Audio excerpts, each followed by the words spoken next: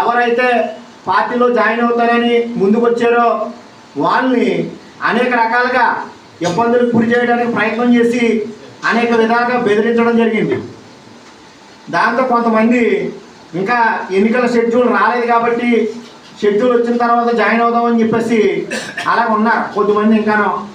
అయితే ఉత్సాహంగా ఇక్కడ తెలుగుదేశం పార్టీ అంటే బలభద్రపురం 1983 నుంచి రంగంపేట సాంబశివరెడ్డి గారు, రంగంపేట సత్యనారాయణ రెడ్డి గారు, రంగంపేట వాళ్ళ కుటుంబం అంతా కూడా తెలుగుదేశం పార్టీ. మరి మొన్న ఒక తోక విలేకరి పేపర్లో రాశాడు, అంటే ఊసర వెళ్ళన్న మాట అతనికి లైఫ్ ఇచ్చిందే తెలుగుదేశం పార్టీ.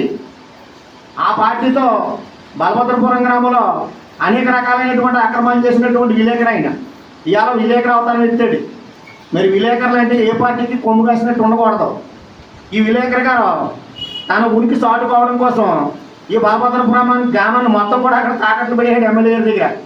ఆయన ఏదో అనుకుంటున్నాడు, ఈయన ఈ విలేకరు గారు బాగోతా లేటన్నదో తెలక.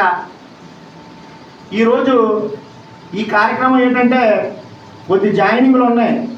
ఆ జాయినింగ్ల కోసమే ఈరోజు ఈ కార్యక్రమం చేపట్టడం జరిగింది. ఎంచేదంటే నేను కూడా 2006లో 4వ తారీఖు 5వ నెల 2006 సంవత్సరంలో తెలుగుదేశం పార్టీలో నేను జాయిన్ అయ్యాను. అప్పుడు రంగంపేట సత్యనారాయణ రెడ్డి గారు, అబ్బాయి రెడ్డి గారు వీళ్ళిద్దరు వచ్చిన తెలుగుదేశం పార్టీలో జాయిన్ చేసి నాకు ఎంపీడీసీ టికెట్ ఇప్పించారు. రంగంపేట కుటుంబం ఎవరు కూడా తెలుగుదేశం పార్టీని వదిలి ఎవరో పోలేదు. ఒకవేళ ఎవరో ఇంకా వేరే కుటుంబం ఎవరో పోయారని అతను ఏదో పేపర్లో రాశాడు.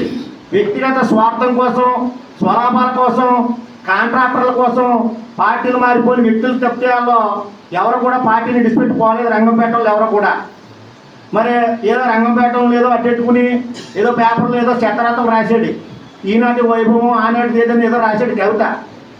96వ సంవత్సరంలో బాబు వర్గం అని చెప్పి ఇక్కడ అనపట్లో బాబు వర్గం ద్వారా తెలుగుదేశం పార్టీలో ప్రవేశించి నిజమైన తెలుగుదేశం పార్టీ కార్యకర్తలందరినీ అణిచివేసే కార్యక్రమం చేపట్టాడు ఆ వ్యక్తి. ఇవాళ విలేకరు అవతారం ఎత్తినటువంటి వ్యక్తి. 1998లో బీజేపీ తెలుగుదేశం అలయన్స్లో గిరిజా వెంకటస్వామి నాయుడు ఇక్కడ ఎంపీ కింద నెగ్గితే మోలారెడ్డి గారి సహకారంతో 3 గొడౌన్స్ తీసుకున్నాడు ఆయన. 3 గొడౌన్స్ తీసుకుని అక్కడ లేబర్ జట్టు కింద పనిచేసేటువంటి కూలీలందరినీ కూడా పర్మనెంట్ అయిపోతే బిక్కోలు జట్టులో పనిచేసి కార్యకర్తల్లాగా ఎలాగైతే ఉన్నారో కార్మికుల్లాగా ఇక్కడ కూడా అలాంటి కార్మికులందరూ కూడా పర్మనెంట్ అయిపోతారని చెప్పి కొంకుదురు, బాలారం, దొంతమూరు, ఆరికావల, మిల్లూరు గ్రామాల్లో కార్మికులందరినీ కూడా మోసం చేసి ఓ జట్టు కింద తయారు చేసి తెలుగుదేశం బీజేపీ పెట్టిన బిక్స్తో బతికాడు ఎంతకాలం కూడా అతను. ఆ పార్టీ ఎత్తనే ఇక్కడ సొసైటీ ఉపాధ్యక్షుడు కూడా అయ్యాడు ఆ వ్యక్తి. ఈవేళ రామకృష్ణ నాయుడు గారి గురించి, బలభద్రపురం తెలుగుదేశం పార్టీ గురించి రాతలు రాసే అర్హత అతనికి అయితే లేదు. ఏంటంటే ఏనాడు కూడా ప్రత్యక్ష రాజకీయాలకు పోటీ చేసి దమ్ము అతనికి బలభద్రపురంలో లేదు. ఏంటంటే 14 వార్డులు 3 ఎంపీటీసీలు అని చెప్పి రాశాడు.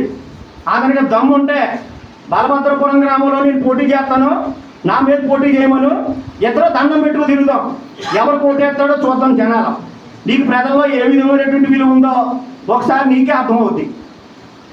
నెంబర్లకు పెట్టి బెదిరింపులు చేసి డబ్బులు ప్యాకేజీలు ఇచ్చి జనాన్ని బెదిరించి పదవులు పొందిన వ్యక్తులు నువ్వు. ఒక్కసారి జనాల్లోకి వెళ్తే నువ్వు పోటీ చేయి, నేను పోటీ చేస్తాను, ఇద్దరం కూడా దండం పెట్టుకుంటూ తిరుగుదాం. ప్రజలు పోటీ చేస్తాను. ఎందుకంటే మోలారెడ్డి గారి కుటుంబం గురించి నువ్వు అక్కడెక్కడ రామకృష్ణ నాయుడు గారి గురించి మాట్లాడుతున్నావు. నీకు నిజంగా సిగ్గు ఉంటే ఏప్రిల్ 4వ తారీఖుని నీ వైఎస్ఆర్సీపీ కార్యకర్త నువ్వు ఎస్సీల భూమి ఏ భూమి అయితే ఆక్రమించుకున్నావో ఆ భూమి దగ్గరికి వెళ్ళి ప్రెస్ మీట్ పెట్టాడు. అయా నువ్వు ఏం చేసావయ్యా విలేకరి? అతను పెట్టిన వీడియోలన్నీ కూడా నాకు పెట్టావు. నాకు పెట్టి నాకు ఫోన్ చేసావు. నువ్వు సుబ్బారెడ్డి ఎక్కడున్నావు అమ్మ అని అడిగాను. నేను ఇంటి దగ్గర ఉన్నానని అంటే ఇలాగా పలానా వ్యక్తి వీడియోలు పెట్టాడు, నాకు రామకృష్ణ నాయుడు గారు సహాయం కావాలి, నువ్వు సాయంకాలం ఏదో రకంగా ఆయన నొప్పించి లాయర్ గారి ద్వారా నన్ను కాపాడాలని చెప్పి నాకు ఫోన్ చేసి మాట్లాడావు. నువ్వు పంపించిన వీడియోలన్నీ కూడా 3 నా దగ్గర ఉన్నాయి. అంతేకాక విషయం ఏదైనా వస్తే దాన్ని క్యాష్ చేసుకునే అలవాటు నీకు ఉంది. నువ్వు గ్రాసిన్ కంపెనీ గురించి ఏమేమి వార్తలు అయితే పేపర్లో రాసావో ప్రతి వార్త కూడా మాకు ఫార్వర్డ్ చేసావు. నువ్వు గ్రాసిన్ కంపెనీ హీరింగ్ జరిగే వరకు వాళ్ళకు వ్యతిరేకంగా వార్తలు రాసి పబ్లిక్ హీరింగ్ వచ్చేటప్పటికి ఆ ఫ్యాక్టరీకి అట్టమని వచ్చావు నువ్వు. అంటే జనం అందరికీ కూడా నీ బుద్ధి ఏంటో అర్థమైపోయింది.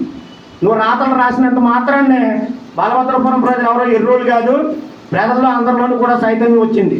నువ్వు ఎవరిని బెదిరించినా ఇంకా చాలామంది ఉన్నారు జాయిన్ అయ్యేవాళ్ళు, నువ్వు ఎవరిని కూడా బెదిరించలేవు.